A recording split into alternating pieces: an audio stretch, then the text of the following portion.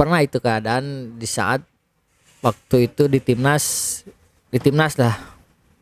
Emang lagi kalah kita waktu dulu kualifikasi Piala Asia waktu di Thailand itu kan kalah sama Malaysia. Itu emang kan diserang bener-bener. Iya, serang bener-bener tuh. Apalagi Malaysia lawannya. Iya, apalagi Malaysia kita kalah berapa waktu zaman 2000 zaman Luis Milla waktu itu. Iya.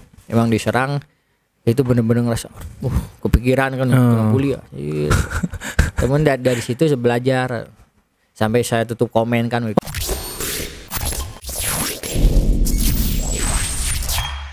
Oke, assalamualaikum warahmatullahi wabarakatuh. Balik lagi sama gue Imam di Topcast. Tapi kali ini kita spesial di Top Score Bandung. Gue kedatangan tamu legendnya Chelsea, Zola. Tapi nggak suka Chelsea. Nggak suka. Sukanya Manchester United. Aduh, tim spesialis runner up. Gue Liverpool soalnya, jadi agak sensitif sedikit kalau bahas MU ya. Liverpool sekarang jauh di MU di bawah. Enak aja. Sembarangan. Posisinya di liga. Beda satu peringkat 3, MU kan peringkat 2. Tapi MU nggak juara 4 tahun, nggak dapet piala apa-apaan. Tahun depan juara. Juara apa? Emang kayak begitu fans MU rata-rata optimis. Tapi nggak apa-apa. Udah kita lupakan dulu antara MU sama Liverpool karena nggak bakal nyatu. Kita bahas-bahas yang seru-seru dulu. Gue mau nanya nama. Tadi kan sebelumnya gue podcast sama Etam. Nama lu adalah Zola. Apa tuh inspirasinya tuh dari bokap, dari ayah?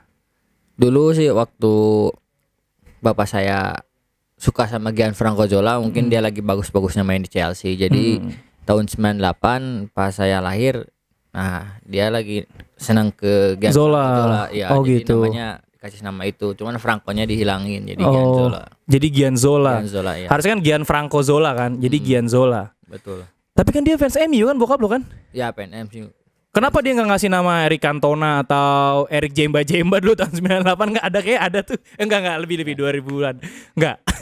Cuman emang lagi posturnya juga kan dia nggak terlalu besar dan emang kecil lincah mainnya kan. Bener. Jadi emang lagi bagus-bagusnya lah tahun 98 itu dia.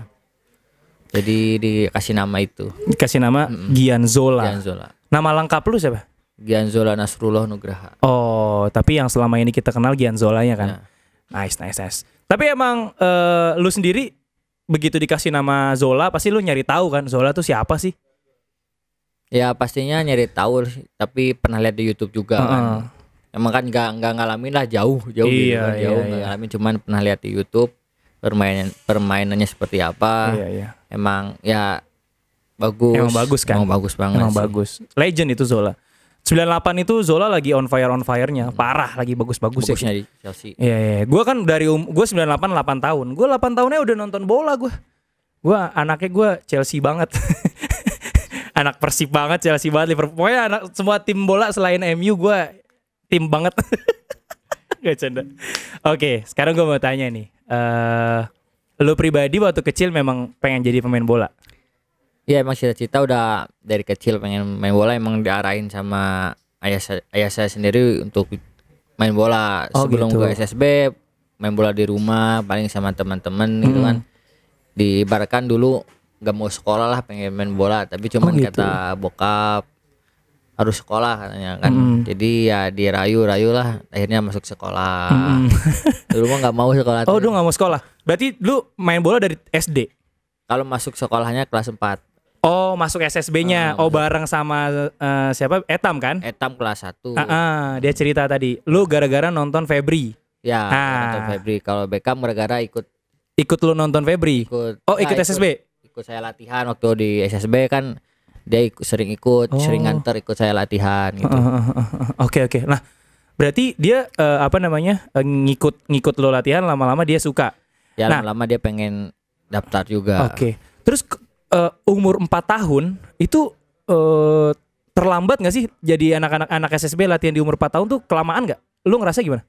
Nggak sih, nggak ada yang terlambat sih. Cuman mau umur, yang penting si kitanya udah siap, kitanya udah pengen, jangan dipaksa sama orang tua sih. Dengan keinginan sendiri sih. Gitu. Lu apa yang membuat lo jadinya pengen ikutan SSB waktu itu? Ya karena kan dulu sih masih senang main di rumah lah, main bola bareng teman-teman di rumah. Cuman pas lihat pertama di koran. Ada kan dulu pasti zaman-zaman apa? Belum medsos kan, masih koran kan. Koran ada turnamen di Uni waktu itu Himendra Cup pas saya lihat. Kebetulan Febri kan masih orang Gede Bage, masih saudara jauh. Oh, masih saudara jauh, masih dekat lah ya. Masih dekat. Pas ini lihat, saya pengen lihat turnamen ke sana. Ngajak bokap, pengen lihat, senang lah dia kan. Pas nonton lihat Febri, oh keren ya. Langsung pengen daftar dari situ, pengen daftar, terus ngurus-urus deh sampai sekarang gitu. Si Febri itu jaraknya berapa tahun sama lo? Jaraknya beda 2 tahunan, 98 ke 96. Berapa? Iya, 2 tahun. 2 tahun. 2 tahun ya. Oh, jadi lo ngelihat dia, dia bisa sejago ini, sekeren ini, masuk koran semua segala macam di turnamen dan lain-lain. Lo, wah, gue juga bisa dong, kenapa Febri doang gitu kan? Akhirnya lo ikutan. Si Febri di SSB yang sama? Sama, di Uni juga dia. Oh, gitu. Ya. Terus akhirnya lu sekolah kan kelas 4 tuh. Kelas 4 ya, kelas 4 SD. Lanjut sekolah tapi. Lanjut. Tapi cuman ya kan dulu sebelum masuk sekolah sepak bola ya nilai di sekolah paling ya bagus lah gitu, masuk 5 besar. Pas udah masuk sekolah sepak bola mungkin agak capek. Cuman kata ya ayah saya sendiri ya, kalau main bola tekuni serius gitu.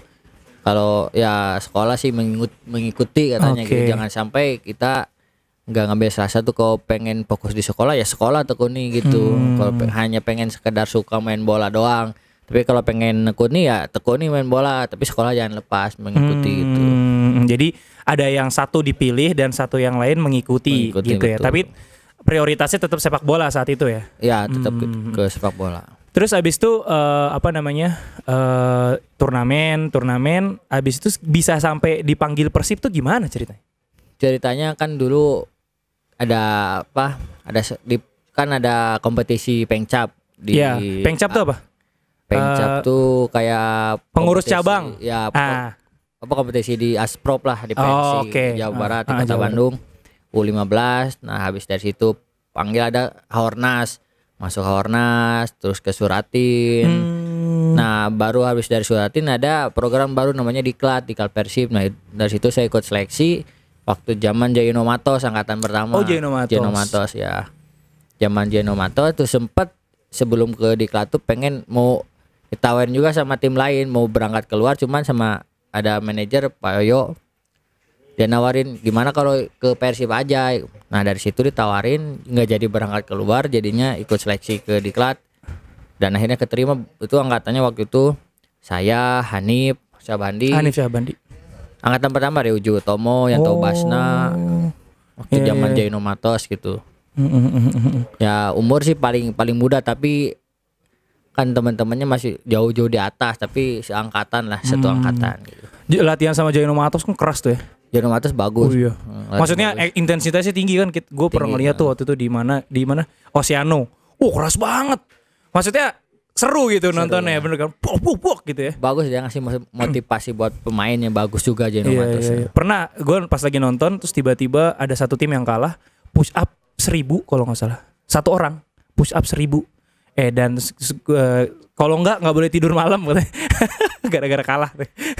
Oke. Nah, terus akhirnya join deh tuh ke Persib berapa? U21. U21. Kan dari Diklat dulu kan ada ISL U21. Dulu ada ISL U21. Dari situ kita di Diklat U19 tuh ikut kompetisi ke U21. Nah, dari situ U21 ada panggilan waktu pertama Jenderal Sudirman zaman Pak Jajang. Ya. Pak Haji Jajang dipanggil, saya sama Febri berdua di Sidoarjo waktu itu. Turnamen Jenderal Sudirman yang nggak ada kompetisi di DEM itu karena sesuatu kan. Dari situ pertama naik senior dari Jenderal Sudirman waktu itu yang harus ada under 21-nya. Under 23 kalau nggak salah itu. Nah, dari situ saya pertama dipanggil ke Persib, terus saya balik lagi. Terus zaman Dejan dipanggil lagi gitu, panggil lagi zaman Dejan. Iya. Nah, cuman menurut gue nama-nama kayak Etam, nama-nama kayak Zola tuh ikonik sih. Kenapa? Karena gini, misalkan ya, lu ikut seleksi, pelatih tuh pasti inget nama lu.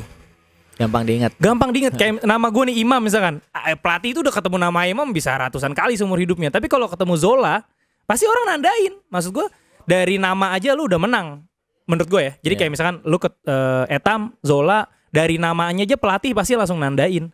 Dan tinggal performa lu di lapangan aja. Kalau performa lu udah maksimal, udah gampang banget pasti pelatih nandainnya. Kayak gitu. Karena nama adalah doa tuh benar kan? Benar sih. Cuman nggak jadi fans Chelsea ya sayangnya. Tapi doa. Oke, sekarang gue mau tanya, kenapa bisa sampai akhirnya lu jadi atlet sepak bola?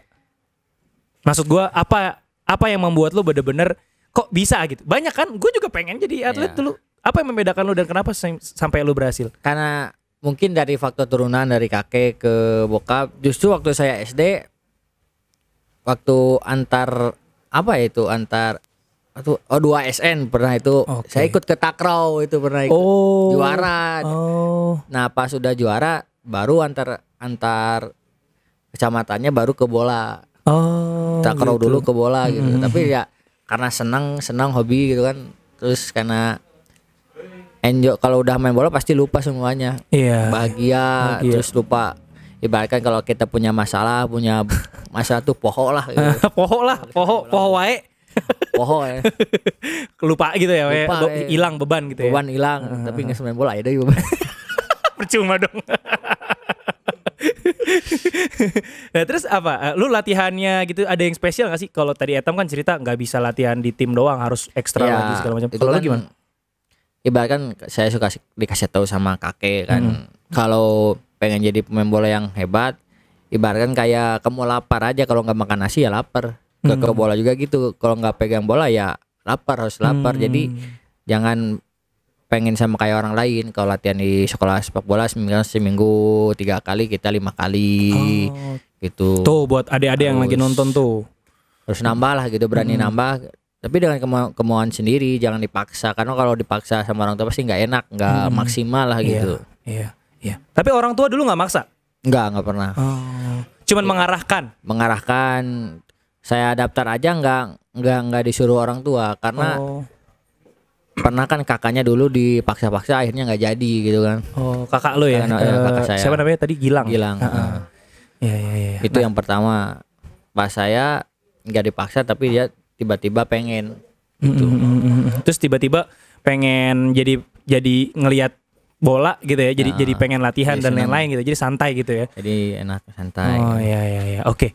Terus tadi kan sempat cerita Beckham sempat cerita bahwa lu kesulitan pas awal-awal tuh kayak bayar SPP, SSB segala macam, pernah beberapa kali nunggak dan lain-lain. Apalagi orang tua lu harus bayar 2 kan, bayar lu sama bayar Beckham. Mungkin itu kali yang menyebabkan nunggak, bayarnya 2. Iya. Tapi itu terjadi bener ya? Emang terjadi itu waktu zaman di uni waktu itu, emang ya kita kan telat SSP bayar SPP gitu kan. Ya dari situ kenalnya sama sosok Pak Haji Joko, itu mungkin bapak angkat saya kan. Dari situ dia yang biayain saya. Saya pindah ke Sasko kan. Emang dia Sasko tuh apa? SSB juga. SSB juga. Dari uni saya pindah ke Sasko. Nah dari situ saya diurus perbolaan, kayak dibeli sepatu lah, dibeli apa sama dia gitu. Anak jadi bapak angkat lah gitu kan. Kan orang tua kita kan masih belum mampu lah beli sepatu gitu kan. Jadi ada bapak angkat, kemudian Pak Haji Yoko, terus ada lagi Om Ale gitu kan yang membantu kita sampai saat ini ya, berkat mereka. Kalau nggak ada mereka ya kita juga nggak tahu bisa sampai sekarang ini gitu kan. Dukungan dari mereka juga sih sangat besar lah. Dia mendukung lo itu karena tahu lo punya bakat atau karena kasihan aja menurut lo ya? Ya karena pertama ya punya bakat, tapi kalau kita punya bakat, kalau kita nggak didukung ya percuma gitu kan. Kayak zaman sekarang kan kita punya bakat tapi nggak ada agen, sedangkan orang yang biasa punya agen pasti bisa lebih berkembang gitu daripada orang yang punya bakat tapi nggak punya link gitu kan. Jadi ibaratkan gitulah sekarang, apalagi sekarang kan banyak agen-agen pemain bola ya gitu. Betul. Pasti mereka memantau sampai ke pelosok-pelosok. Jadi orang-orang yang benar punya bakat yang terpendam tuh bisa keluar, bisa sukses. Aku punya bakat tapi di cuma lingkup itu aja percuma kan? Percuma. Begitu. Benar. Ngomong-ngomong mengenai bakat, menurut lo mendingan punya bakat atau pemain sepak bola harus punya bakat nggak? Atau nggak harus punya bakat? Nggak harus sih. Kalau bakat tuh emang dari lahir, tapi tapi sih kalau main bola nggak, menurut saya pribadi yang bakat kalah sama yang benar-benar kerja keras. Yang punya bakat bisa kalah sama yang benar kerja keras. Kita punya bakat tapi kita terlena, kita kalah nih latihannya seenaknya, terus main kesana kesini. Tapi ini yang nggak punya bakat tapi dia pengen serius jadi pemain handal, latihan keras, itu bisa ngalahin bakat gitu. Tapi kalau kita punya bakat ditopang dengan latihan serius, istirahat, profesional pokoknya ya, itu bisa lebih dari seorang yang benar-benar kerja keras. Tapi menurut saya sih bakat bukan faktor utama. Bukan faktor utama, yang faktor utama ya kerja keras gitu. Oke. Seberapa keras kerja lu kalau gue boleh tahu? Ya lebih dari teman-teman saya di SB, di sekolah sepak saat bola. itu ya? Ya saat itu. Boleh kasih contoh nggak? Misalkan mereka udah istirahat jam segini, lo gimana gitu segala macam. Ya misalkan latihan pagi, sorenya saya nambah di rumah skipping, juggling. Itu umur berapa? Waktu SMP, SD. Sampai kan waktu teman saya nginep gitu bilang, mana nggak halus tapi mana nambah wae latihannya. Iya, gua artiin. Lu udah jago tapi lu nambah terus latihan. Jago kan gue bahasa Sundanya. Terus. Lu jawabnya gimana? Soalnya kan jualan pribadi, soalnya nggak enak gitu kalau udah biasa, jadi malah badan tuh nggak enak, terus jadi kaki tuh nggak enak aja kalau nggak nemu lagi bola tuh. Gitu. Emang cinta banget lah sama bola ya. Harus begitu, harus cinta profesi, harus dicintai benar gitu kan. Terus sampai akhirnya kapan di umur berapa lu bilang bahwa oke, ini hidup gua sepak bola? Di umur berapa tuh? Mungkin pada saat saya SMA, mungkin karena kan saya SMA sering meninggalkan sekolah, sering belajar dan nggak banyak ikut dah. Mungkin ini udah ada yang dikorbanin nih. Sekolah saya udah dikorbanin.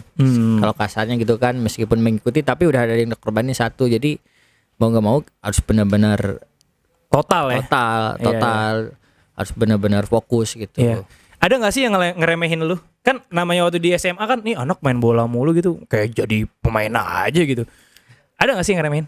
Kalau guru-guru sih ngedukung, tapi kayak pernah kan kayak waktu dulu seleksi timnas pernah ada sesuatu lah karena kecoret, tapi itu justru jadi motivasi, nih gue kecoret sama pelatih ini. Tapi nanti lihat gue bisa sukses pas nanti pasti dia pas pelatih yang lain pasti bisa panggil gue gitu. Jadi dibuktiin lah kepada siapa yang nyoret gue waktu itu, bukannya ngedrop tapi malah makin semangat untuk nunjukin ke dia gitu yang nyoret ke saya gitu. Iya. Nah, Instagram lo itu kan kalau menurut gue cukup banyak, memiliki banyak followers. Meskipun kadang-kadang komennya menurut gue keterlaluan. Ya. Gimana sih menghadapinya tuh? Ya. Kayak misalkan lagi kalah nih, misalkan kayak Persib kalah kan, yang pemainnya pada kena serang bully kan? Pasti. Namanya juga kan netizen gitu kan pasti begitu. Lu gimana menghadapinya? Padahal kan sama orang Bandung juga itu. Ya harus sabar aja. Sabar aja ya. Sabar, terus harus ya diambil positif aja. Kalau mereka kasih masukan ya kita ambil. Kalau mereka ngasih bahasa yang kurang enak ya kita diemin aja gitu kan. Yang penting jadikan motivasi aja gitu buat saya pribadi sih. Lanjut. Kalau mereka kelebihan ya kita jangan kepancing. Balas, jangan kepancing, ya biarin aja. Itu kan hak mereka gitu. Iya. Sempat ada ini gak sih? Sampai aduh sakit hati banget gue bacanya gitu. Pernah itu keadaan di saat waktu itu di timnas lah. Emang lagi kalah kita waktu dulu kualifikasi Piala Asia waktu di Thailand itu kan kalah sama Malaysia. Itu emang kan diserang bener. Iya, serang bener-bener itu. Apalagi Malaysia lawannya. Iya, apalagi Malaysia. Kita kalah berapa waktu zaman Luis Milla waktu itu. Iya. Emang diserang. Itu bener-bener ngerasa kepikiran kan bully ya. Iya. Temen dari situ saya belajar. Sampai saya tutup komen kan waktu itu. Sempat tutup komen. Tutup komen, apalagi kan pemain Persib, pemain titipan lah. Iyalah, udah. Kan sensitif kan kalau sama pemain Persib rata-rata, tapi dari situ saya jadikan pembelajaran. Gini makin sini makin dewasa, jadi bisa menyikapi lah. Karena itu kan netizen ya bebas gimana dia, yang penting kalau dia ngasih motivasi, ngasih apa? Masukan lah ya. Masukan ya kita terima. Kita terima. Dia ngasih hujat kita terima. Kita terima. Karena kita udah terjun di dunia sepak bola, kita udah ada medsos, udah pasti siap dengan semuanya gitu. Jadi tong sarwana lah gitu ya, biarin aja mereka. Apa tuh? Biarin aja tong sarwana. Jangan diambil pusing gitu deh. Jangan tong sarwana, tong apa sih tong? Tong kosong nyaring bunyinya. Apa tuh? Bukan tong sarwana. Apa yuk tong sarwana? Jangan samain semua gitu. Ya kalau mereka gitu, kita misalkan mereka kasar, kita jangan kasar juga gitu. Oh gitu, tong. Jangan dilawan lah. Jangan dilawan, jangan diikutin, biarin aja gitu ya. Biarin aja gitu, mereka netizen gitu. Oke. Terus rencana beberapa tahun ke depan nih? Rencana beberapa tahun ke masih depan. Di Persib terus selamanya atau ada rencana mau ke mana? Saya belum tahu karena kan ini tahun kontrak saya di Persib ini kan mau habis tahun ini gitu kan. Oh, tahun ini habis. Tapi belum tahu juga karena kan sempat saya kemarin kan cedera 4 bulan berhenti kan karena operasi. Sekarang udah mulai latihan lagi, udah seminggu. Udah beradaptasi lagi buat ya sama anak-anak tim, sama gaya bermain tim lagi udah mulai adaptasi. Karena mungkin saya juga ngelihat kesempatan saya di tahun ini gimana di liga ini. Apakah saya masih di Persib, apakah saya di Persib apa merantau keluar gitu, mencari menit bermain yang lebih gitu. Jadi gimana saya lihat di sini, saya adaptasi di sini karena kan habis cedera 4 bulan tuh kan kemarin. Kemarin lutut Enggak, operasi kecelakaan. Oh, kecelakaan. Kecelakaan apa tuh? Sorry kalau boleh tahu. Ya itu di rumah jatuh. Oh, gimana bisa jatuh di rumah? Lagi ngapain? Ya apa? Lagi jalan ambrok lah itu apa? Si keramik pecah, ambrok ke bawah. Oh gitu. Oh, ya ampun. Sobek, langsung operasi hampir 4 bulan kemarin berhenti. Oh, pas kaki itu ya kenanya? Pas kaki ya, bawah, pas jempol kaki. Oh iya benar. Oke. Terakhir paling baru kan Ortus tuh mau ngeluarin Ortus Pandawa ya. Pandawa. Nah, berarti gue tebak lo sama Zola Nakula Sadewa, Sadewa. Nah, iya benar. Lo sama Etam Nakula Sadewa. Karena kembar kan? Kembar. Adik kakak ini ceritanya nih. Oh iya. Itu boleh bocorin nggak warna sepatunya apa gitu segala macam? Oh itu rahasia nanti. Gue demen nih. Biar pada beli ya, biar pada ngabisin yang ini dulu. Iya. Dan kemarin yang Ryuji kan Bima. Ya Ryuji, Bima. Sekarang Arjuna, Valeron sama Albagir. Nah kalau Sadewa kayak terakhir ya? Nantilah next habis ini kayaknya. Habis ini? Habis ini. Oh iya. Oke. Ditunggu aja pokoknya. Ditunggu aja ya? Pokoknya warnanya keren lah. Keren ya? Keren. Biru bukan? Rahasia. Oke. Sekarang gue mau lu closing statement ke kamera sebelah sini, kasih motivasi kepada para viewers, pada para penonton dan pada adik-adik dan para penonton yang jumlahnya 10.000 di belakang kita. 10.000 orang. 10.000 orang. Apa yang harus dilakukan mereka untuk bisa jadi atlet seperti Gian Zola? Ya buat rekan-rekan, buat yang dimanapun berada, kejarlah mimpi itu jangan setengah-setengah. Karena gapai cita-cita setinggi langit. Kalau Anda terjatuh, Anda jatuh di antara bintang-bintang. Jadi kalau Anda pengen jadi pemain bola yang handal, total harus benar 100%. Jangan setengah-setengah, kerja keras. Kalau kita gagal, bangkit lagi. Karena kan kesuksesan tuh kita pasti pernah gagal. Nanti kegagalan itu kita bisa jadi sukses. Pokoknya tetap semangat, jangan pantang menyerah, dan harus bisa berani nambah lebih dari orang lain. Betul. Itu yang paling poin utama. Kalau seandainya orang-orang latihannya 10, kita 20. Nah iya. Kalau makanya ada skipping tadi lo yang kata temen lu, mana udah halus gitu, ngapain nambah lagi gitu kan? Bener. Nah itu yang jarang dimiliki oleh anak-anak zaman sekarang. Nah mudah-mudahan ada orang-orang setelah para viewers nonton dari video dari lo, mereka bisa menambahkan porsi latihannya. Amin. Walaupun cuma skipping, walaupun cuma jogging, yang penting menambah. Itu kan bisa berpengaruh buat fisik. Itu berpengaruh buat fisik, buat kelincahan, buat skill. Itu emang sangat berpengaruh gitu. Iya. Oke. Itu aja Tops. Terima kasih buat Ortus Hits telah mendatangkan Gian Zola ke toko Top Score Depok. Mana tepuk tangannya? Wey. Jadi di sini kita baru berdiri ini kan tanggal kita baru bikin tanggal 8 Mei. 8 Mei. Jadi belum 1 bulan nih. Belum 1 bulan. Nah, apa namanya? Kira-kira lokasi di sini strategis nggak? Strategis ini. Strategis bagus, ya. Bagus. Mudah-mudahan bisa jadi opsi orang-orang Bandung kalau misalkan mencari sepatu ke sini. Kesini Nggak harus ke sini doang, banyak toko sport lain, tapi ini jadi salah satu opsi. Salah satu opsi. Jadi nanti kalau ada teman lu nanya, beli sepatu di mana? Ortose terutama. Betul. Top skor Bandung aja, Karawitan. Oke, itu aja. Terima kasih Tops. Gue doakan lu sehat selalu. Amin. Lagi situasi kayak begini yang paling penting adalah kesehatan. Ya. Bener gak? Tetap protokol kesehatan. Betul, dijaga. betul. Sehat. Abis itu gue doain semoga semua tujuan-tujuan lo tercapai. Amin, amin. Dan semoga baik itu apakah lanjut di Persib atau pindah, yang penting lo bisa mendapatkan apa yang lo inginkan. Amin, amin, amin. Terima kasih. Sukses selalu. Tops. Assalamualaikum warahmatullahi wabarakatuh. Yo, tepuk tangan yo.